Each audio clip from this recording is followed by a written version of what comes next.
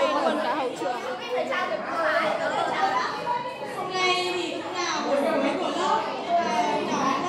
Các bạn trai thì hát rồi, thì nhóm con gái chúng em thì xin có lời ca tiếng hát gửi đến cô và các bạn bé hát ạ.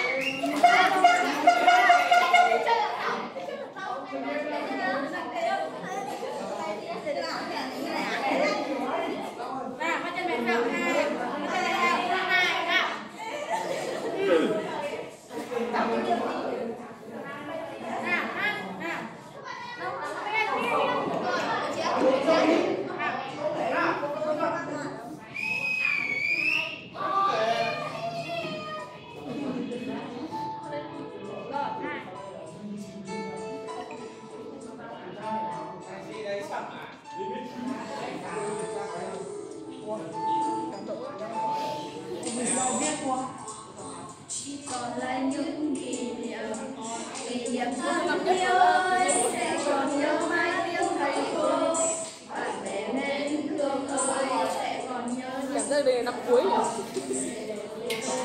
Ông ấy thật nhiều. Đi nhà vệ sinh khẩn cấp, tôi thấy quá.